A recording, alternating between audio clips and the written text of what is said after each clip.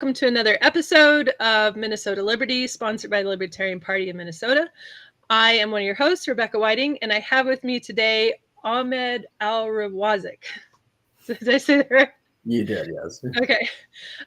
We are just going to cover a few topics this evening. We're going to talk about the arson incident in Golden Valley, Minnesota on conservative groups, the Nevada primaries, and then end up in the evening with talking about the DFL and their Twitter accounts because they had some pretty bold things to say. And we probably disagree on a lot of things, but I was going to start the evening with Ahmed. And so there's an article. Well, the article's all over the place. Actually, the first place that I saw about the arson incident in Golden Valley was on Tim Walz's Twitter page, actually. And yeah, he was condemning it. So, good for him, I guess. But, if he wouldn't be able to get away with any other kind of reaction besides condemnation for something like that in Minnesota. So. He has to. Usually when attacks like this happen, a lot of the political leaders in the state do have to somewhat condemn it if they want to seem somewhat legitimate and concerned about the issues of the other side of the party. Yeah, for sure.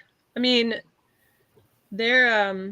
often does this happen, And there were 3 conservative groups, right, that were all in the same building. Yes, 3 of them, they were called Take Charge, Center for American Experiments, yes, and UMLC. A lot of these are pro-freedom groups that are actually about safeguarding our democratic institutions, as well as making sure that leftist corporations like unions aren't basically getting away with murder. Yeah, so I guess I did a lot of reading, but do you know Center for American Experiment? Oh, well, and they said that the buildings are complete loss. Yes. Like that's, and we're going into an election year, so that's kind of, for somebody who's, their whole organization revolves around politics, not having your infrastructure in place. And I'm sure they lost, like their computers. Hopefully they had things backed up. But I guess, coming out of COVID, it's probably good that everybody has a little bit of experience working from home now, because now that's what they're doing. They're all working from home again. That's true. In fact, I believe the person who's in charge of Take Charge said that thankfully when this incident did happen, there was nobody there where that could have gotten hurt. And a lot of their files have been backed up and safely stored at a different location. So things are going to be okay for them. They just have no building to work out of anymore. Yeah. So, the FBI is doing an investigation. Yes. I wonder, is the FBI doing the investigation because it was politically motivated, or? My guess is because it most likely is politically motivated, the FBI is involved, but usually arson cases are just done by state level. So yeah. That's what I would assume, is because this is a political attack that the FBI has to get involved to actually see who is attacking political members, basically. Because normally we have fire marshals in the state and they would do their investigation, and that it wouldn't necessarily be a federal thing, but the FBI getting in. And I saw something where the ATF, and I don't really understand how that connection is either, if it's just a spokesperson or if they're actively involved in the investigation too. But there was somebody from the ATF that was commenting on it. But my guess is obviously I don't know, is that the ATF is there just due to the fact that maybe that the person who set off these arson attacks basically, there we go. The person who set off these arson attacks basically might have used an incendiary device. So I'm guessing they're trying to gather evidence to see what they exactly used to cause these incidents. Yeah. Well, hopefully they can kind of recover from this fast, or maybe even, I guess maybe the other option is after this, simply to move into another building, even if temporarily, because it's going to take some time after a fire like that. I mean, they're looking at easily 6 to 9 months, maybe longer, before that building is back up and going. So, and as messed up as it sounds, I'm glad that everyone is safe, and I'm glad all their documents and data is also safe too. And I personally have mentioned maybe we should try and reach out to some of these organizations and almost like offer like an olive branch, like, hey, we understand what you're going through.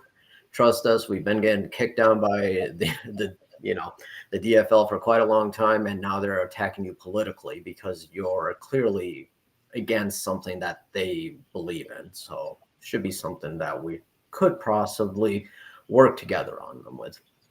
yeah, well, we'll see what the investigation, what they find. I mean, I just saw also that, well, an investigation could take a while too. So, I mean, this isn't going to be like something that gets resolved overnight.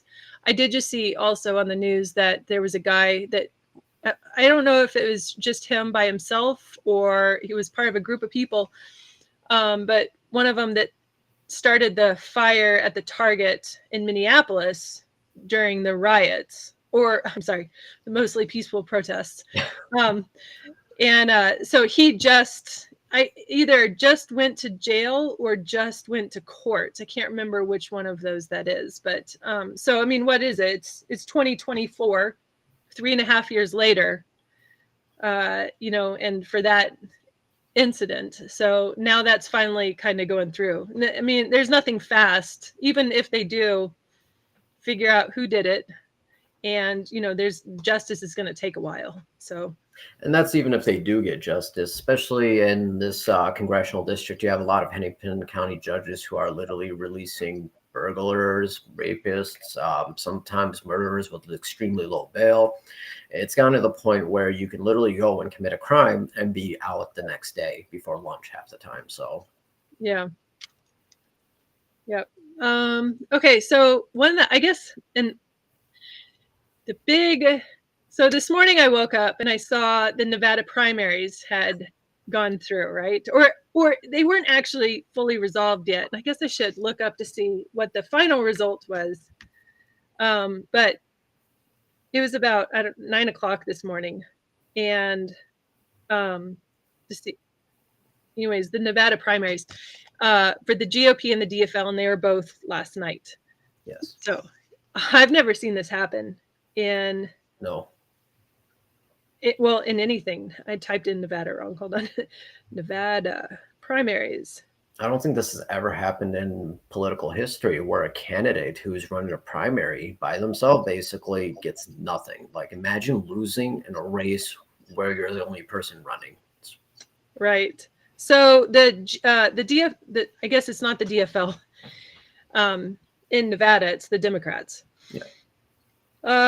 Joe Biden got 89.3% of the vote, and it says 86%. The Associated Press says 86% have reported in, but he's got 89.3% of the vote. So Biden's going to get the nomination, or he's going to out of Nevada. Okay, so but for the Republican Party,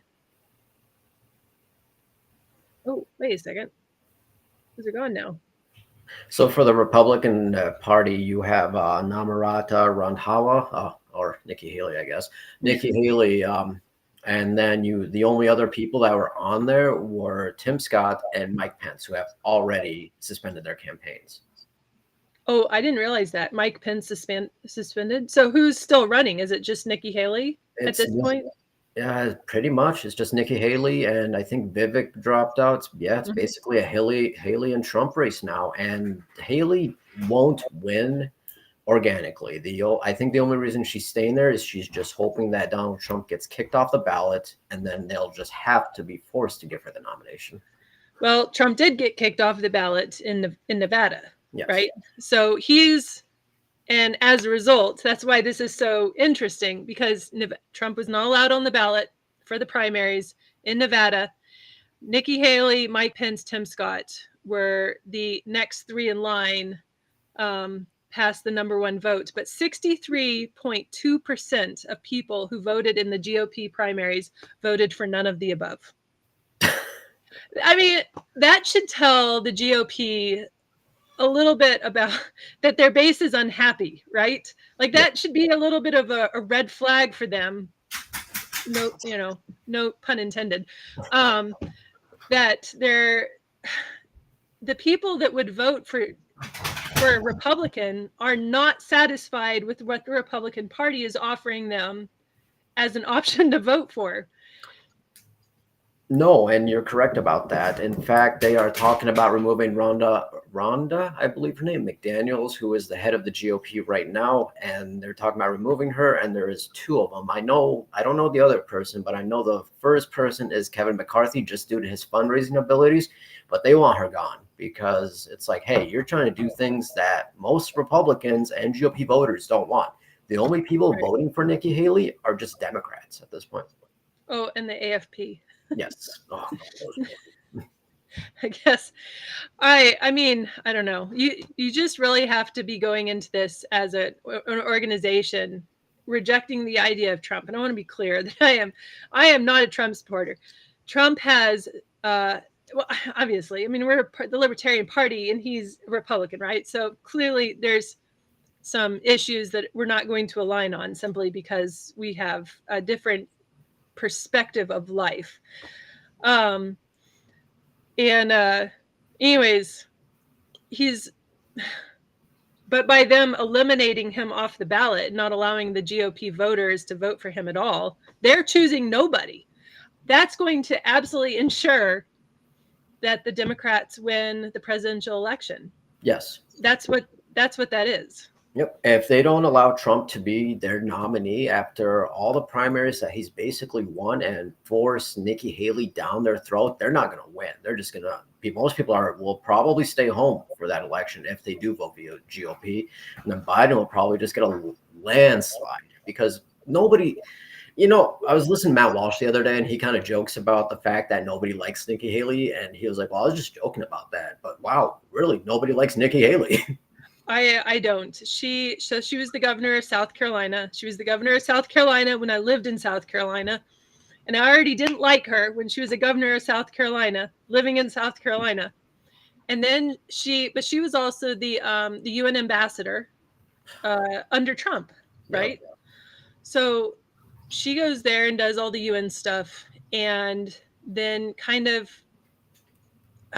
in my opinion of her and from what I'm noticing, it's like she's been groomed. She's people are like taking her and kind of clearing the way and pushing her along, right? You don't get to where she is unless other people are kind of behind you and what I would call like the political elite, clearing the way to help you move forward, right? We don't have that kind of advantage as libertarians. There's absolutely nobody doing that for us. If a libertarian president wins, it is simply going to be off of, I don't know, miracles and grassroots, right? Like that's just, it'll shock everybody, including us. But, for the GOP, especially for somebody who's seeking the nomination, UN ambassador, state governor, those kinds of things, and now seeking this. I mean, she's got people, big people with a lot of money behind her helping her, right?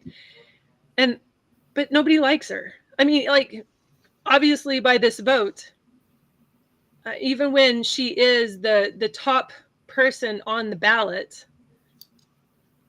they're picking none of the above instead of complying with what the options that they have. And good for them, I guess, But she's basically the Hillary Clinton of the GOP. They're going to try to shove them down the throat and people are going to reject them just like they rejected Hillary Clinton. And then they're going to be like, oh, you didn't want to vote for Nikki Haley and look at us now. It's like, well, we didn't want Hillary Clinton and we're still in the same position if we would have voted for her. Probably worse if we would have voted for her and she won, Right. And I wonder, like, if Nikki Haley, let's just say hypothetically, like if, like one of those, what's the books where you get to choose your own destination, Have you read those as a kid? Yep. Yeah. So we get to that chapter, and we get a pick. We're at Nikki Haley's the president. She gets the presidential nomination from the Republicans, and she's against Joe Biden. That'd be very unwise on the Republican side for them to do that because of how much people dislike her. But we could capitalize on that. So, because a lot of dissatisfied Republican voters are going to go someplace, right? Yes, that's very true. And I think, to be 100% honest with you, I think Nikki Haley is basically a DNC type plant. Just they want to be able to make sure that Trump isn't allowed to run in one form or another. And that's why she's staying on as long as she hasn't won a single primary, and she's still there. DeSantis won more votes in previous primary than she did, and he stepped to the side. At this point, she's basically hoping that something happens to Donald Trump. Either he gets arrested for his indictments or something else happens. But they want to make sure that one way or another, Joe Biden, probably President Kamala Harris is going to secure a term. Yeah. So Kamala Harris as a president, that's just bad too. I mean, are there any good options? No, not really. Oh, well, Michael Reckenwald. Yeah, I like him. And there's we have, I don't know, how many are we up to now? 8 libertarian options for nominees, but we won't know who actually gets that nomination until our national convention, which is in Memorial Day weekend. So we still have a little while before all that plays out. And then after that, I'm sure, we'll be having other discussions.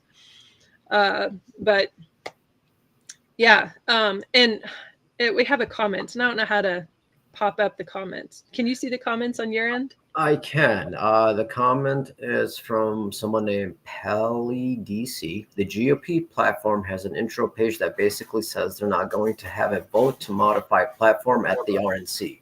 Basically because they want never Trumpers to throw a wrench in the campaign. So, I mean, this kind of all goes back to the Trump derangement syndrome, right? I mean, you don't even have to support Trump to realize that there's this hysteria that's around him. Before he even was in office, there was hysteria around him. You had senators, Democratic senators saying, "Oh, we're going to impeach him," before he even took his oath. They were always against him, no matter what. Yeah, and then got impeached twice. Once even after he was out of office, like he was gone, and they still tried to. I'm not sure what the point of was that, except for to make a statement. Virtue signaling. Yeah, but yeah, I mean, it could get interesting. What happens if Trump doesn't secure the Republican nomination? I mean, that depends. I feel like there's a few things that could happen, and they would all have to happen very, very quickly if they were to happen, because ballot access, as we know, as a minor party, is very different than it is for when you're a major party like the Republicans or the Democrats. Correct. So if he were to run as an independent, in some ways, he would have to have a team on the ground ready to roll and overcome ballot access in each of those states just to even be on the ballot. That's a significant hurdle. It is. And I don't know where I heard this, but a while ago, I think it was Trump basically saying to the GOP that if they didn't give him the nomination, this was a long time ago when he first started running, he was going to run as an independent.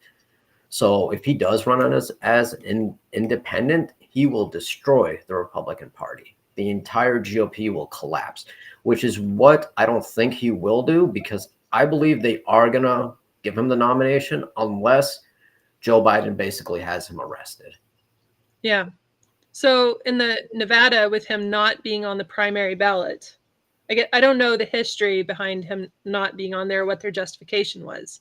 Yeah, I don't know. But since he wasn't on the primary ballot, would he be allowed to be on the presidential ballot? I have a lot of questions. He can be legally. He's never been charged with he hasn't been convicted of any crime. He's never been charged with an actual insurrection, because that wasn't an insurrection. It was just a bunch of old people who went into a place they probably shouldn't. And the thing is, though, the Republicans kind of realize this. You have the most popular president in over a generation. And if they want to say to their voter base that you can't even vote for him, it would be in their best interest to either nominate him, or it would be in Trump's best interest to leave the party and run as an independent and just take everything that all their voters to him.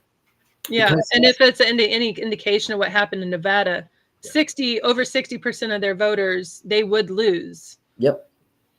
Instead and that's of voting more for than enough to change the the margin. alternatives. Oh yeah, that's a significant. So what would happen if that? Let's just say that happens, and that's how it plays out. For the Libertarian Party, I mean, that's going to have like a downhill effect, right? So we already have RFK on the ballot as an independent, and he has had a team for quite a while working to get him ballot access.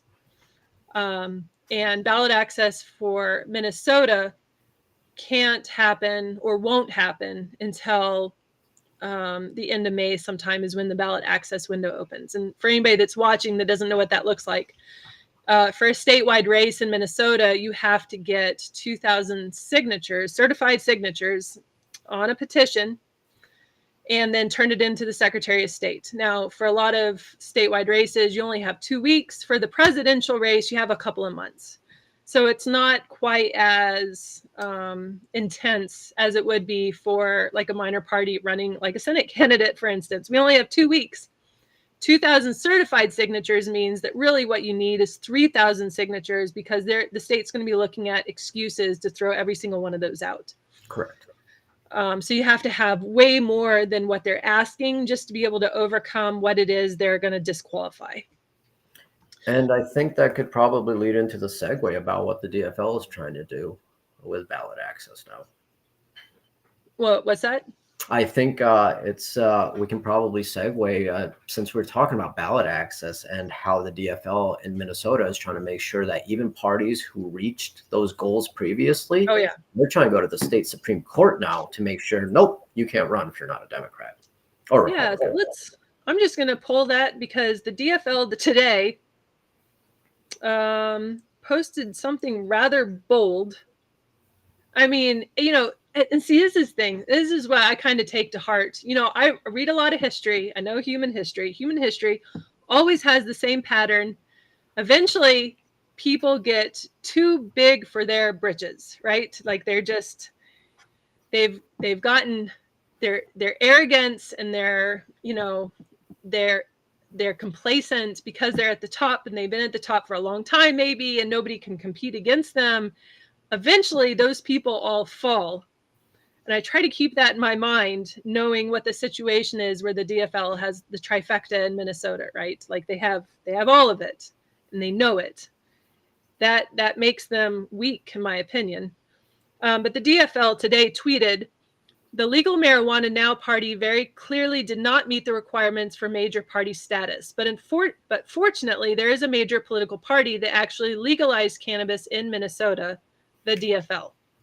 So if you didn't know the history, you would be like, oh, well, that's funny. They didn't meet the requirements for major party status. Why is that? Oh, it's because the DFL used their perfect trifecta and changed the major party status requirements and eliminated them, and is using the law and changing the law to get rid of the competition. That's kind of a tyrant tactic, don't you think? I completely agree, and I don't even know how they have so much power as a political party to go in and change laws to say, no, we don't even want competition anymore. That's ridiculous. This is like a Zelensky playbook where he's banned all political parties, all opposition, complete martial law. And it worries me because what if there's another lockdown again? What kind of power are they going to take from us? Yeah, I mean, they didn't have the trifecta they have now during the COVID lockdowns, and they were still able to maintain, keeping everybody. The Republicans that were in place could mount absolutely no defense against them, because the Democrats, no matter who it is or what they're doing, just vote lockstep with one another. Yes. That's the way they do things. It's their tactic. They don't even have to like each other. I don't know. This is lemming kind of behavior. They just follow the person in front telling them what to do. And they don't think for themselves, because if they did think for themselves and they were capable to actually use their humanity, they would realize that they are in fact the problem in Minnesota.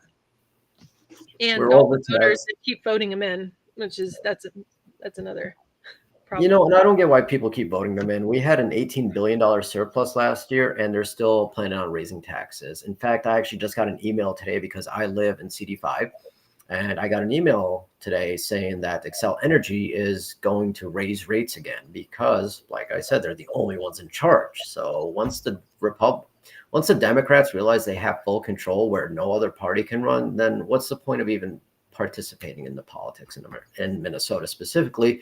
Because no matter what you do, they could just kick you out for any minor reason at this point. Yeah. And I saw in the news on I can't remember where it was, but that there's a Democrat that has introduced legislation for this session to increase the state taxes. So I think we're at 6.8%, something like that, for statewide taxes, and they want to increase it. I think it was 3/8 of a cent, something like that. Yeah, it's not a significant amount of money, but every time the money exchanges hands, that extra 3/8 of a cent applies to whatever it is you're purchasing, right? So it's going to add up. I mean, let's say you have $100, and I have a cat walking across our piano right now. Oh, I get it. Yeah. But every time that you're buying something with that $100, what's 3/8 of $100? I'm drawing a blank right now. $3.80. Yeah.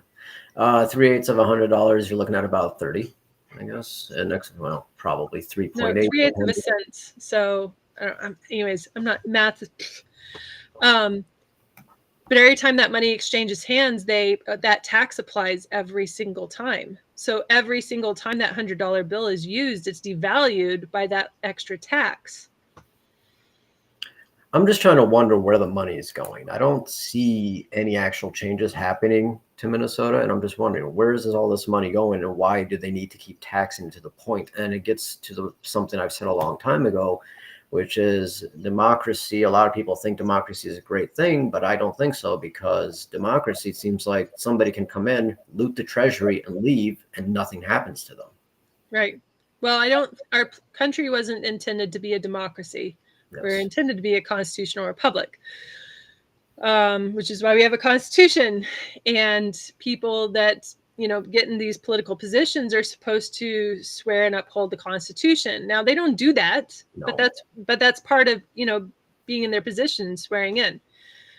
But we have lived in so long in a pseudo. We're not even I wouldn't even call it. This isn't freedom. This isn't what freedom's supposed to look like.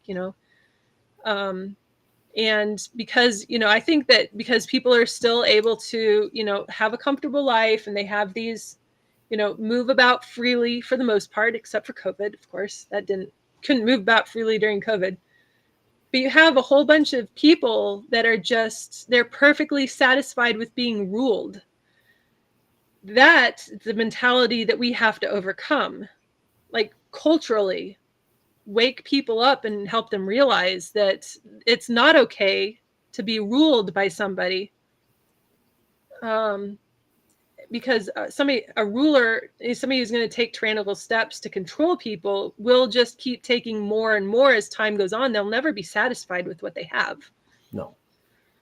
So one thing I've noticed about that is since I live in a district that had really high crime rates after COVID and the 2020 lockdowns, it wasn't until recently that they maybe started cracking down on things like that. I spoke to an officer the other day, and she was basically getting to the point where it's almost pointless to even be a cop, because you're doing a job that nobody cares about. Not even that, is even if you do your job, it doesn't matter, because they're just going to release that person back into the public. So these people are getting used to the point that the Democrats run everything, whether they like it or not. So they don't have a way to fight back. most people don't know about the Libertarian Party. They might have heard about it or seen it, some things about it, but it's not as mainstream as, you know, Donald Trump is, or Hillary Clinton, or Bill Clinton, or everybody knows who those people are. Who really knows Michael Rechenwald? That's the problem, is people don't think that they have another option except for those two. I know when in the past, when I've helped with petitioning to get people on the ballots, a lot of times, and it really opens your eyes as to what people are hearing, or what they know, or what they think they know. But it was quite a few times that I would take my petition and be like, hey, you know, we're trying to get ballot access as a minor party, Libertarian Party. And people would just be like, oh, what's a libertarian? Yes. You know? So that's why I realized I need to come up with a short version, something very quick, because a lot of people's attention span, especially when you're trying to get them to sign something and they weren't, you know, and they're just being kind of caught off guard with it, and you want to do it fast. You got to give them the quick, short sales pitch on what a libertarian is and why this petition is important. And I think that a lot of people agree that the two-party system is bad. You know, they want more options than just the Democrats or the Republicans. But they also don't. The media isn't friendly. No, they're not. They're not allies to minor parties. So they're not going to be open and willing to discuss minor parties on the news, that kind of stuff, because their strings are being pulled by the same puppeteers that are pulling the strings of the politicians in the major parties. You are absolutely 100% correct about that. I was listening to a podcast on Megyn Kelly's podcast, and she was talking about how Joe Scarborough of Morning Joe, literally him and his wife have lunch with Kamala Harris and her husband. You're supposed to be a journalist. Why are you that chummy with the powers? Especially the bad ones. Yeah. I mean, I think that you can be, you can have acquaintances with people, but I mean, Kamala Harris there's nothing good about her. No.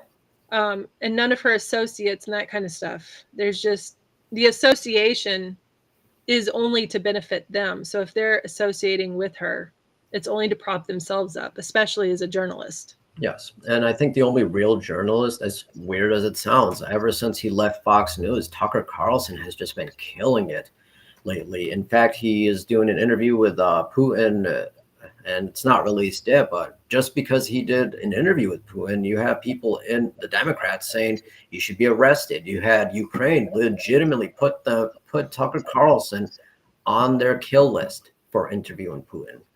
Why does a country that we fund have the right to try and assassinate our own citizens?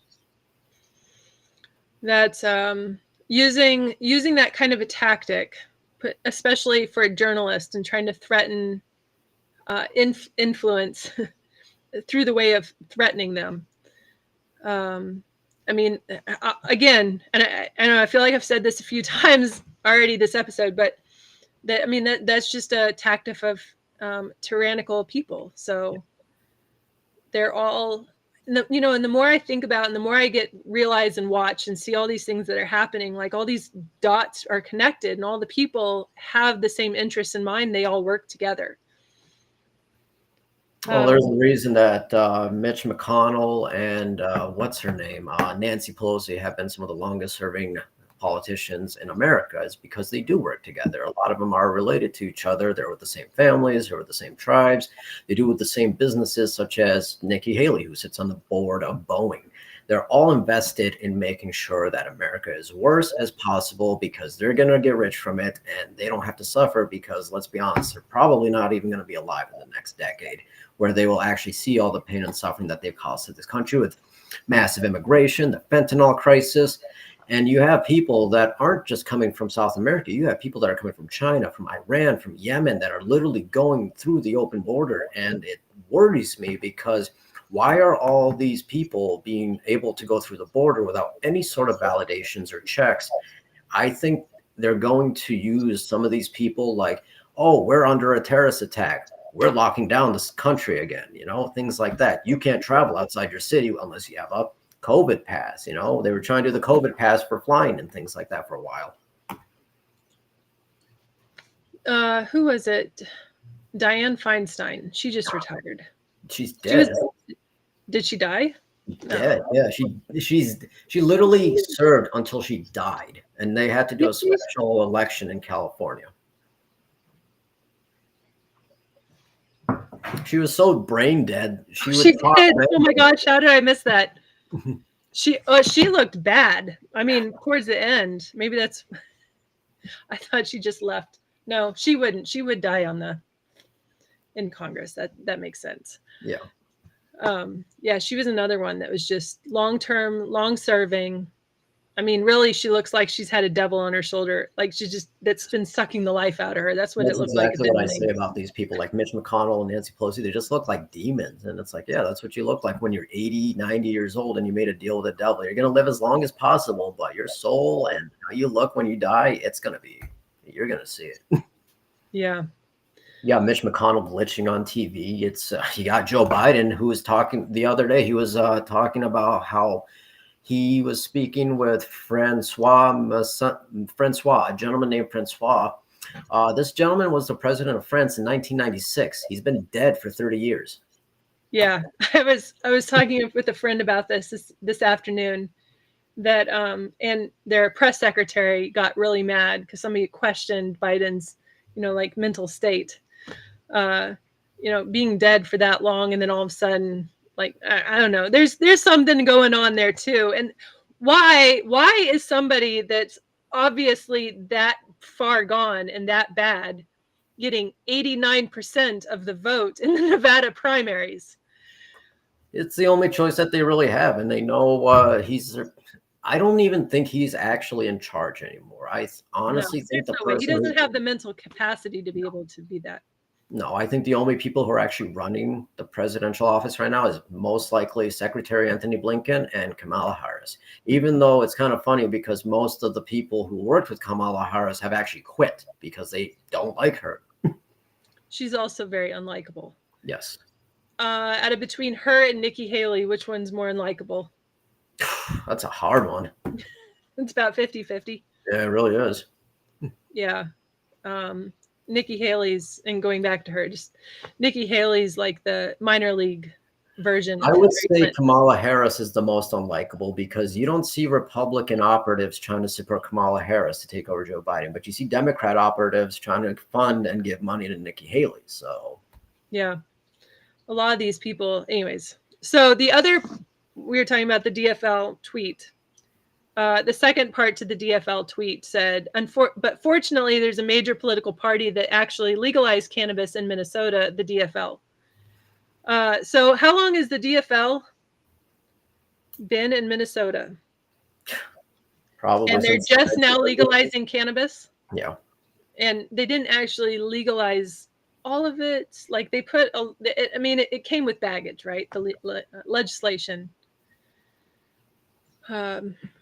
For cannabis, but the Marijuana Now, and there's two marijuana parties in Minnesota. There's Marijuana Now, and can't remember what the other one's called, but they both had major party status.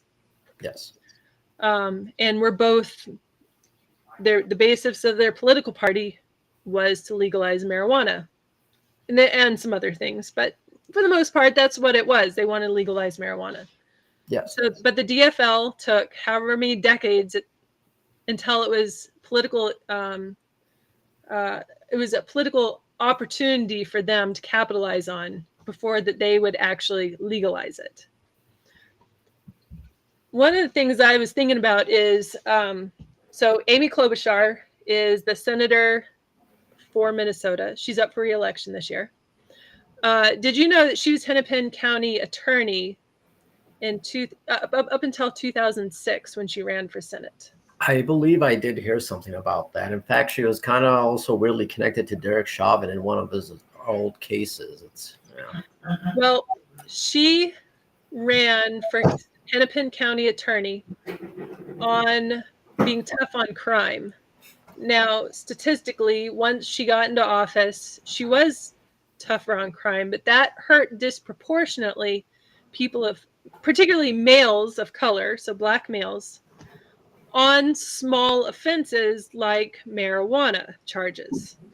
that would go to jail for a disproportionate amount of time compared to what their offense actually was, So the DFL is more than willing to use, these, they're going to be tough on crime in here and then put people in jail for marijuana, people of color, disproportionately, and then turn around. Or it's not been quite 20 years, but yeah, it's been 20 years. It's about that.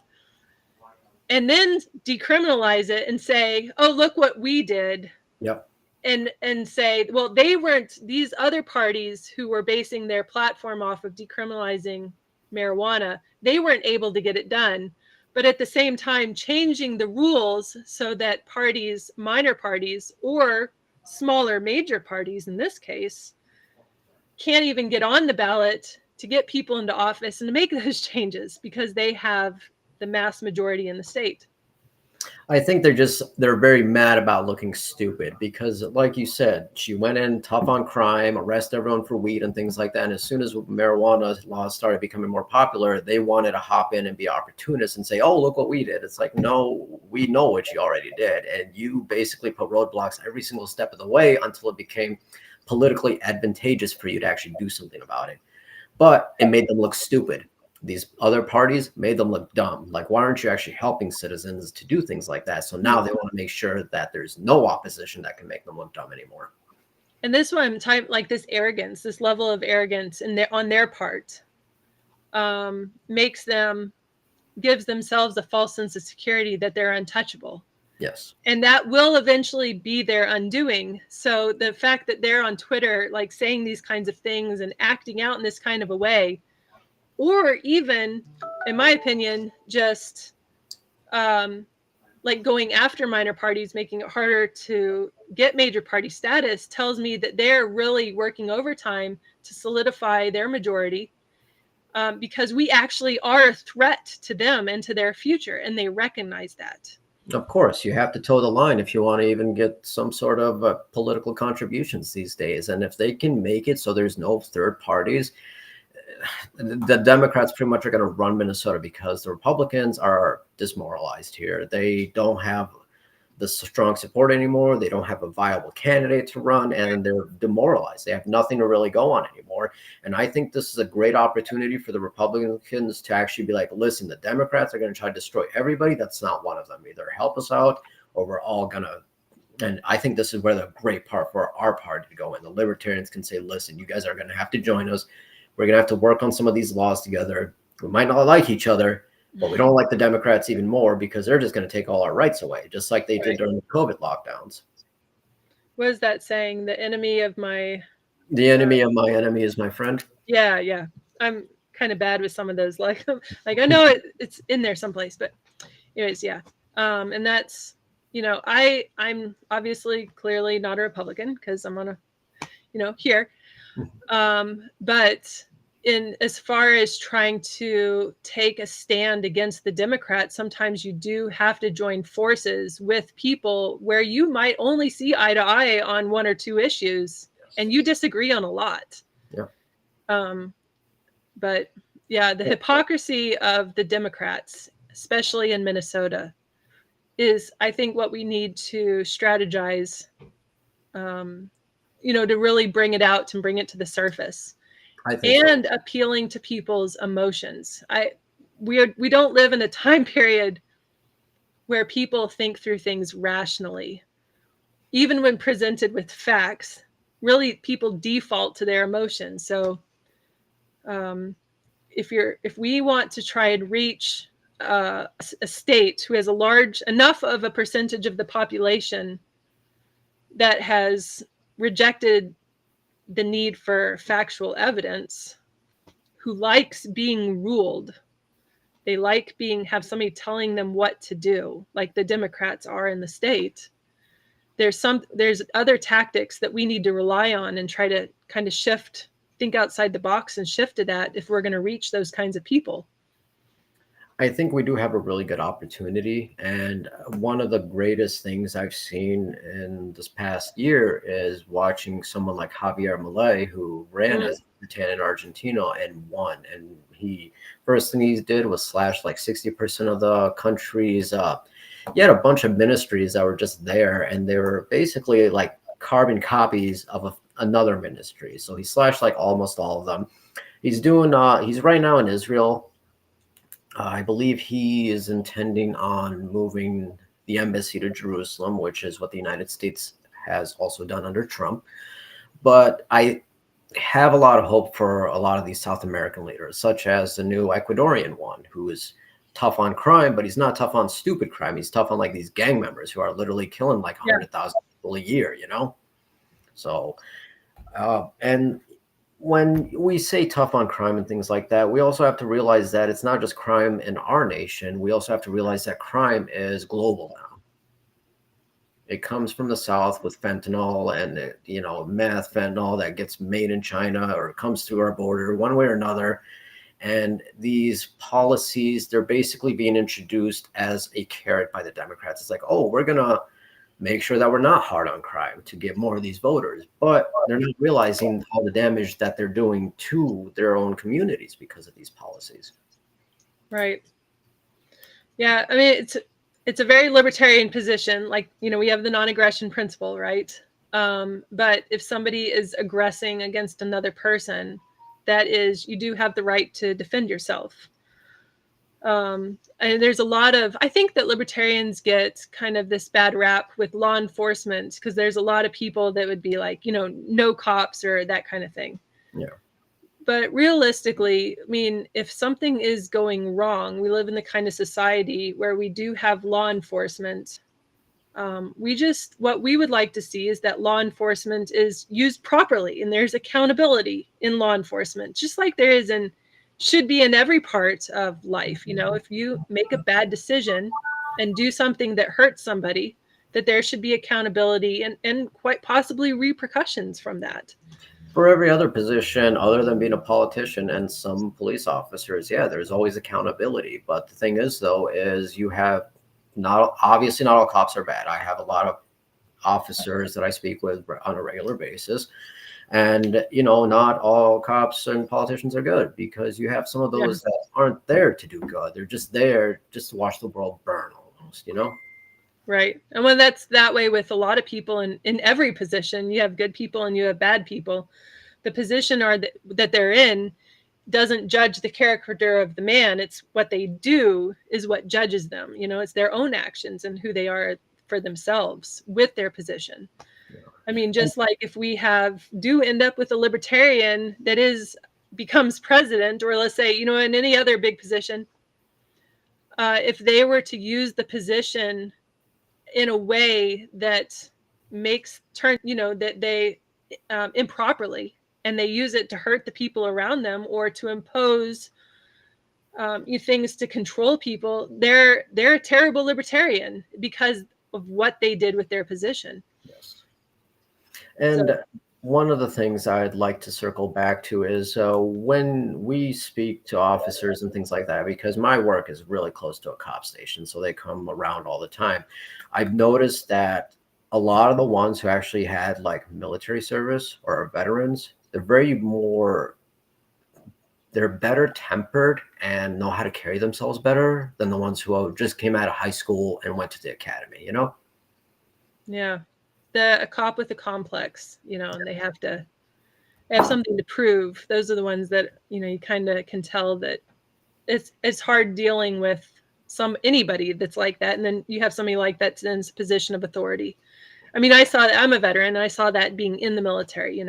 So Yes. if you had somebody that was in a position of authority but that also had something to prove, they were terrible leaders. It didn't matter what it was, but their leadership style suffered because they couldn't elevate themselves past their own, what they perceive their own internal needs to be. So really, as a leader, you have to let go of yourself and think about the people around you before yourself. But anyways, I'm Speaking of veterans that actually care about others, what about, would you like to go over the Defend the Guard? We're doing pretty well about that. Yeah, we have a Defend the Guard rally coming up March 23rd. It's going to be in St. Paul. And the Defend the Guard legislation is legislation that essentially says, and this is happening in all states, so this is just what we have in Minnesota, but it's happening all over the country, that Defend the Guard legislation, because it's got to happen at a state level for it to be effective. Because the way, so you have United States Army, you have your active duty service, you also have your National Guard, which is technically Army, but it's state-controlled Army, right? So kind of not really a militia, but I mean, I guess it's the modern day version of militia. And then you have your reservists, but those are also federal. So the National Guard is your state army, and the governor controls the National Guard. Defend the Guard legislation says that the governor does not have the right to send the state's National Guard off to an undeclared war. So an undeclared war is pretty much everything that has happened in our lifetime. The last time that we had a declared war, where there was actually a, Congress declared war on another country, was World War II. So Korea, Vietnam, all of the things that have happened in the Middle East, Bosnia, all of they're just military adventures, basically. Yeah, they're not wars. When we call them wars, and we call Iraq the Iraq War and the Afghanistan War, but by definition, nobody ever declared war. So one of the ways to tie the hands of the military-industrial complex is to keep the governors from being able to use their National Guards as a tool to support these ongoing and forever, foreign wars that we have. So that's what it is. We'll have a rally March 23rd, St. Paul. There will be more information. I know it's getting put up on the website now, but it's not quite there yet. lpmn.org if you want more information, and then we'll have more information on social media and that kind of stuff later on. But that's what the legislation is, to keep it so that the governor cannot use the National Guard in support of an undeclared war. And that would have the effect, especially if there was a whole bunch of states in the United States having this legislation enacted, would keep the National Guard from being used as a tool to support the military-industrial complex. The Iraq and Afghanistan wars both relied very heavily on the activation of National Guard troops. Yes. So without those troops being able to be activated in support of these undeclared wars, the military-industrial complex doesn't have the power and the people and the manpower it would need to keep going with these forever wars, because the active duty Army and Marines, in all the branches, are simply, there's not enough people kept on payroll to be able to keep up the ongoing wars to the degree of which we've seen in the last 20 years, right? So, and the thing is, though, is I believe the Empire and the British Empire, they've overexpanded themselves. In fact, it's gone so bad for the British that they were trying to do the biggest exercise since the Cold War or something, but two of their major battleships can't even float properly. So they've gone too big, like you said earlier, they've gone too big for their britches, and I think they're about to get smacked in the mouth by the Yemenis, a little group in a small country, and they are giving them the business right now. That's kind of satisfying, actually. It is. I love seeing the British get what they deserve. Yeah. I'm looking forward to the day where, everything just kind of falls apart, because I mean, I was in Iraq, and I know you were born in Iraq, right? Mm-hmm. So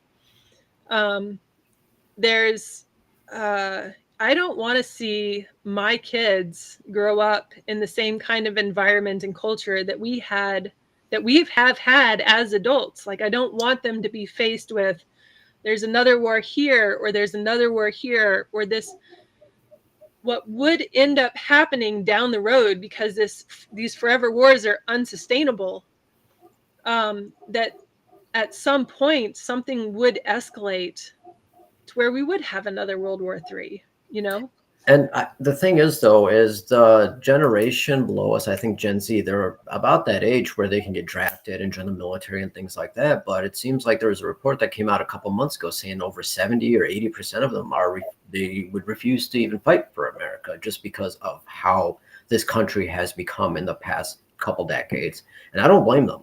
Like, why Well, would or just being this?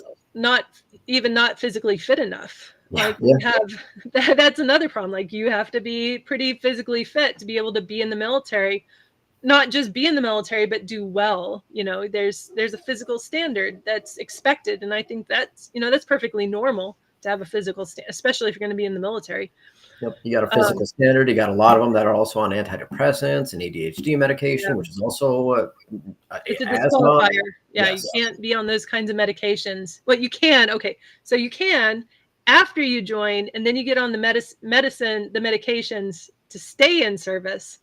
But you can't join while being on it. Yeah. So it is a little different. Yeah. They're perfectly willing to medicate people to maintain their mental state to keep them in service, but not it's a disqualifier for joining. But What a circle. yeah. So that kind of wraps it up for this evening.